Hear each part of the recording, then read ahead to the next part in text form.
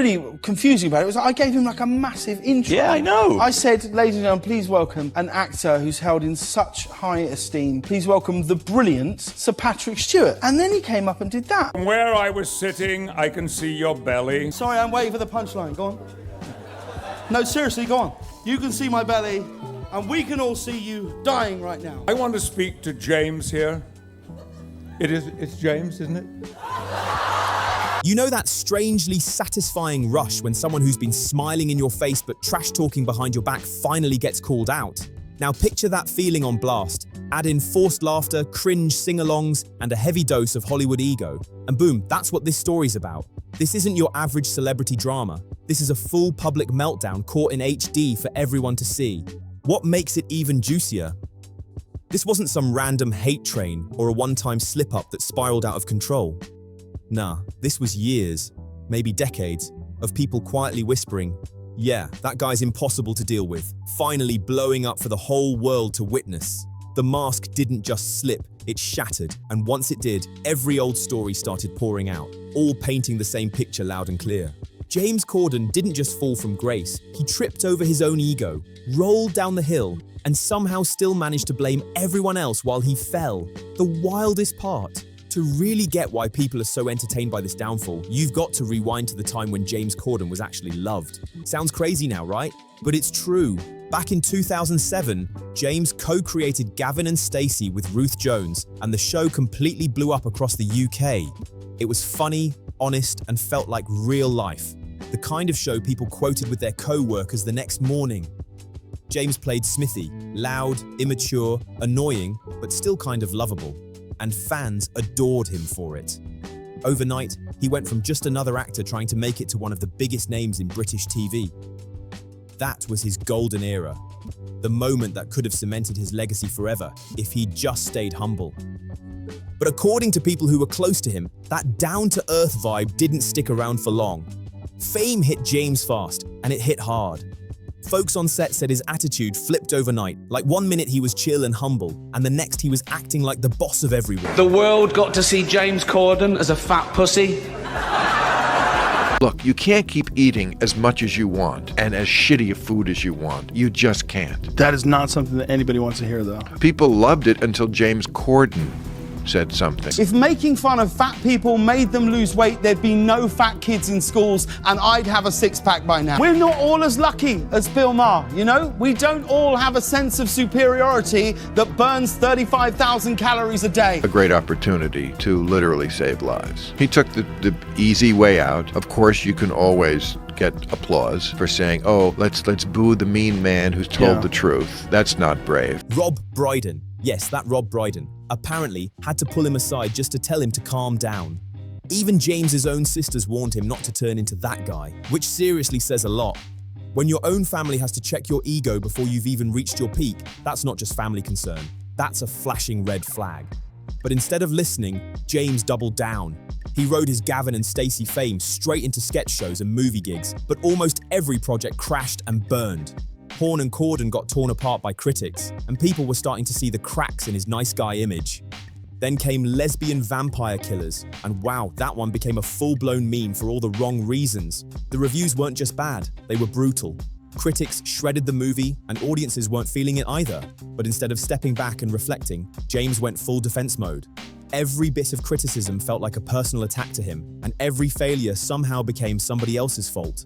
That "it's not me, it's them" attitude stuck to him like glue and followed him everywhere he went. Then came 2010, the moment that should have humbled him instantly. During the Glamour Awards, none other than Patrick Stewart, an actual acting legend, publicly called him out right there on stage for being unprofessional and not paying attention. This wasn't online drama or some fan rant. This was a respected Hollywood icon calmly telling him off in front of everyone. Sorry, I'm waiting for the punchline. Go on. No, seriously, go on. When the presenters are up here and when the recipients are receiving their awards, don't stand at the back of the stage with your hands in your pockets, looking around as though you wished you were anywhere but here. James did not take that moment well, not even a little. Instead of laughing it off or showing a bit of humility, he fired right back at Patrick Stewart in front of the whole audience. He mocked him on stage like it was some kind of comedy roast, and the vibe in the room flipped instantly. You can see my belly, and we can all see you dying right now. You could literally feel the tension. Smiles faded, laughs died down, and boom, the mask came crashing off in real time. That moment didn't completely tank his career, but it revealed something big. James Corden just couldn't handle being criticized without clapping back. People that haven't seen my belly, is there anyone who hasn't got a... It's just there. And that defensive streak, it only got louder the more famous he got. For whatever it's worth, I like your belly, so... Jump ahead to 2014, when CBS pulled one of the most unexpected moves in late-night TV history. Out of nowhere, CBS handed The Late Late Show to James Corden, and everyone was like, wait, who? Most Americans had never even heard his name. Craig Ferguson had just stepped down, expectations were in the basement, and the whole thing felt like a risky bet.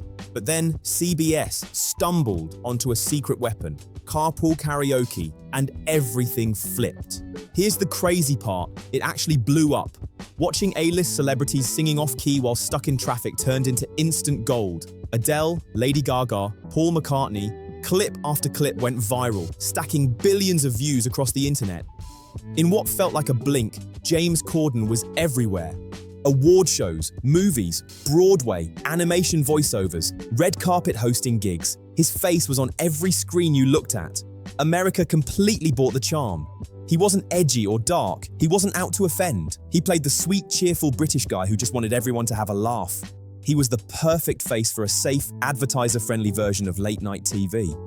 But while the audience saw this goofy, cheerful Brit who could make anyone smile, people working behind the scenes were seeing something totally different. Crew members started talking. Writers began whispering. Staff noticed the same patterns over and over. How his attitude flipped the second the cameras stopped rolling. How he spoke down to people who weren't famous. And how quick his mood switched if things didn't go exactly his way. Then came the moment that shattered the illusion for a lot of fans. During a light-hearted game on Jimmy Kimmel Live, James was asked a super simple question. Can you name 2 of your camera operators? These were people he worked with every single day, the crew literally keeping his show running smoothly every night. The innocent question that he should have been easily able to answer. Name 2 of the cameramen in this room. But when that question hit him, he froze. He couldn't name a single one. Not even one. The whole room went silent. Jimmy tried to laugh it off and move on, but James just stood there, completely blank, and that awkward silence said everything. This wasn't just about forgetting a name. It showed how little attention he gave to anyone around him who wasn't a celebrity or couldn't boost his image. That clip spread like wildfire online, and suddenly people started seeing him in a very different light. From there, the mask didn't just slip, it started falling apart fast. In 2017, just days after the Harvey Weinstein scandal exploded, James thought it was a smart idea to crack jokes about it during a public event. The audience didn't laugh. The internet definitely didn't laugh. It came off cold, out of touch, and completely wrong. Then Rose McGowan jumped in, and she did not hold back. She called him out publicly, using the exact same words people in the industry had been whispering for years. Tone-deaf, self-absorbed, and totally clueless. That was the moment when private rumors turned into public truth. For a lot of people watching, that was the first real glimpse behind the polished TV smile. Then, James made what might be his biggest career mistake ever. He jumped into a Reddit AMA. And if you've ever wanted to see a public image completely crumble in real time, that thread is the perfect example. The comments came pouring in at lightning speed. Waiters, stage crew, personal assistants, writers, even random folks who'd crossed paths with him, all started sharing their stories. And the wildest part? Every story sounded eerily similar. Different people, same pattern. Arrogant attitude, rude tone, dismissive behavior, and not an ounce of self-awareness about how he treated others. Can we get a taxi ready, please? The old man going home, okay. One comment hit harder than the rest, calling him a massively entitled nightmare, and that line spread across the internet like wildfire. James tried to play it cool, answered a few harmless questions, threw in some jokes, and then vanished from the thread without addressing any of the accusations. But by then, the damage was already done. The whole conversation online flipped overnight. People weren't wondering if James Corden was difficult anymore. They were wondering how he'd managed to keep up the act for this long. And sadly for him, that was just the beginning of his public spiral. There wasn't one giant scandal that took him down. It was more like 1,000 little stories stacking up until it couldn't be ignored anymore. Once people realized they weren't the only ones with bad experiences, the floodgates flew open. Suddenly, everyone had a story, and every one of them painted the same picture. And if you want to talk about career low points, we've got to bring up Cats, because you literally can't discuss James Corden's downfall without mentioning one of the most chaotic movie disasters ever made. Cats wasn't just a flop, it became a full-blown cultural punchline. James played 𝗝𝗺 𝗲𝗀, a CGI fever dream with human hands that no one could unsee. The internet tore it apart instantly, memes exploded everywhere, and just like that, his golden boy era started to crumble even faster. Critics absolutely shredded Cats to pieces. Viewers were walking out mid-movie, and social media was flooded with memes roasting it from every angle. It was chaos. But instead of owning the flop or laughing it off with some humility, James did what he always seems to do. He ran from the wreckage. When asked about it later, he even said, "I've not watched the film." And somehow, that made it even worse. 5% of the time, I really am endangering the lives of the world's biggest pop stars. Here is a list of every Carpool Karaoke where I've used a tow, and this is a list of every one where I was driving the car, okay? Imagine being so embarrassed by your own project that you won't even look at it, yet still expect people to take you seriously as a performer. That single moment didn't officially end his career, but it confirmed a pattern fans and co-workers had been pointing out for years. James loved being in the spotlight when everything went smoothly, but the second things got messy, poof, he was gone. No accountability, no reflection, just radio silence. And that disappearing act became his go-to move every time the pressure hit. Then came the Prom, and this one hit his reputation harder than ever, especially among younger audiences.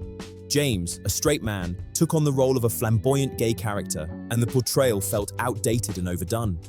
People weren't just disappointed, they were offended. Critics slammed the Prom as tone-deaf, and many LGBTQ+ viewers said the performance felt more like mockery than representation. Instead of taking that criticism as a chance to listen and learn, James doubled down. He brushed it off, framing the backlash as people being too sensitive, completely missing the heart of the issue. Once again, the same pattern was crystal clear.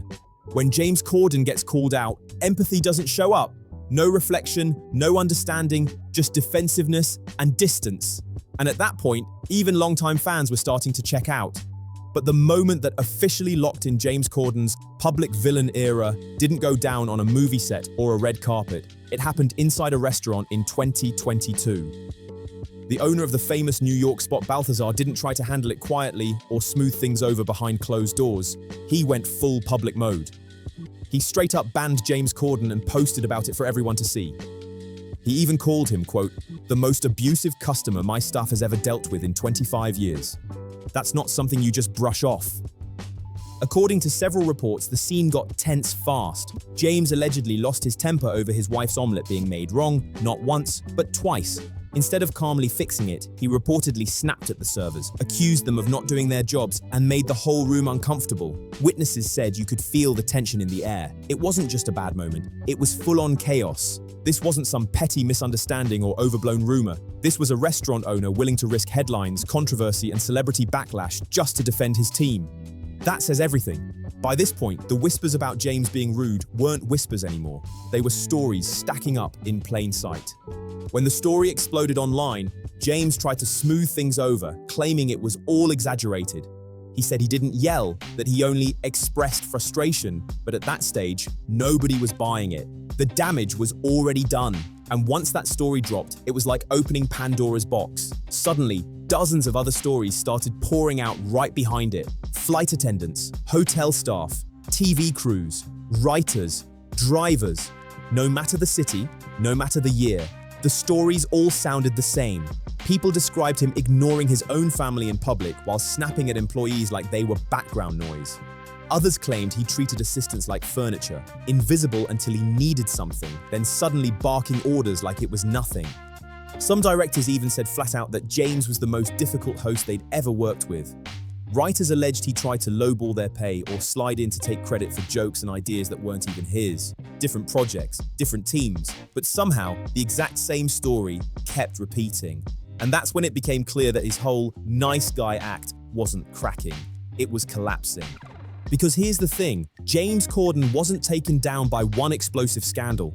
He was taken down by repetition. Every news story backed up the last one. Every person's account matched the next. It was like a puzzle finally clicking into place, and everyone realized the picture had been there the whole time.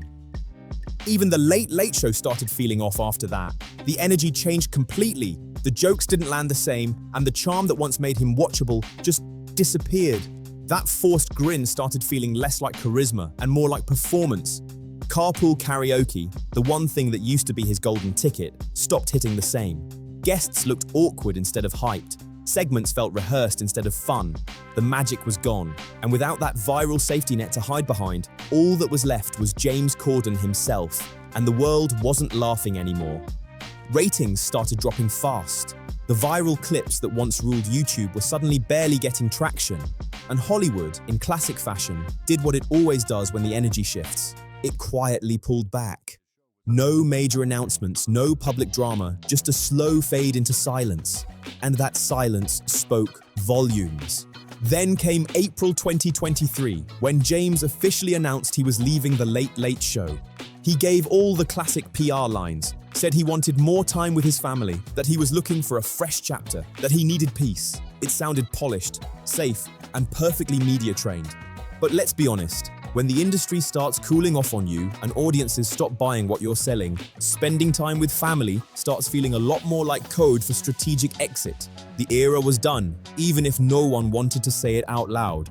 When that final episode aired, it looked like a celebration on the surface. The big-name guests showed up, the smiles looked bright, the applause was loud, but underneath, the vibe was totally different. It didn't feel like a goodbye party. It felt like everyone was just relieved it was finally over. And here's the part that sealed the deal. CBS didn't replace him. No new host, no rebrand, no reboot. They didn't even bother trying to recreate what he'd built. The Late Late Show ended with him, period. In Hollywood, that's the quietest but most brutal message you can get. Not getting replaced doesn't mean you're irreplaceable. It means they don't even see the point in continuing what you started. It's a sign for one more year on the show, and that this will be my last year hosting The Late Late Show. That time slot didn't move on without James Corden. It just vanished with him. So why does James Corden's downfall hit so differently? Why do people find it so strangely satisfying? Because it wasn't random, it wasn't cruel, and it definitely wasn't exaggerated. We've all met someone like him, that fake friendly co-worker who smiles to your face but talks down to everyone else, or that boss who plays team player in meetings and then blows up behind closed doors. It's that same type. The person who grabs credit when things go right, dodges blame when things fall apart, and somehow always ends up playing the victim. When everything finally came crashing down, James Corden didn't lose his career because people were mean or jealous. He lost it because the mask finally came off and what was underneath wasn't pretty. And once that mask slipped, no one rushed to help him put it back on. This wasn't some tragedy. This was straight up accountability showing up after years of build-up. Karma might have taken its time, but when it hit, it landed perfectly. That's the real takeaway here. Fame can carry you high, but it can't protect you forever. You can hide behind charm, jokes, and viral segments for a while, but eventually, the truth catches up. Forever, we're a really long way away from home, and we're a really long way away from people who are getting older, and we're a really long way from them if something should ever happen, and that plays on my mind a lot. Who you are off camera always shows up on camera sooner or later. James Corden didn't get cancelled out of nowhere. There was no witch hunt, no conspiracy, no misunderstood moment. This was years of stories stacking up one after another until the illusion completely collapsed. The internet didn't destroy his reputation, it just finally confirmed what everyone behind the scenes already knew. People didn't turn on James Corden because it was trendy or because the internet needed a new target. They turned on him because the pattern got too loud to ignore. When waiters, writers, crew members, and complete strangers all tell the same kind of story. That's not coincidence, that's consistency. You can't fake that many identical experiences. And the craziest part, all of this could have been avoided. A little humility here, a bit of self-awareness there, even just basic respect for the people who helped him shine. That's all it would have taken. But instead, ego took the driver's seat, and everything else got pushed aside. In the end, James Corden didn't crash and burn in one giant explosion. He faded out, slowly, quietly, just like Hollywood always does when it's done with someone. The spotlight moved, the buzz died down, and the industry didn't look back. There was no dramatic exit, no final redemption arc, just silence. And that silence said everything. The story didn't end with cheers or applause. It ended with that heavy quiet that only shows up when an era is truly over. James Corden's rise was loud, shiny, and everywhere you looked. But his fall? It was slow, quiet, and impossible to spin into a comeback. This was never about cancel culture or online outrage. It was about patterns, about how someone treats people when the cameras aren't rolling. Fame didn't change who James Corden was. It just gave the world a clearer view of who he'd been the entire time. Let me know your thoughts in the comments. If you enjoyed this breakdown, make sure to like, share, and subscribe to Fame Rant Daily for more deep dives into influencer and media industry drama, power abuse behind the scenes, and the stories that don't get talked about enough. This story might be over on TV, but online it's far from finished, and the next one is already lining up. I'll see you in the next video.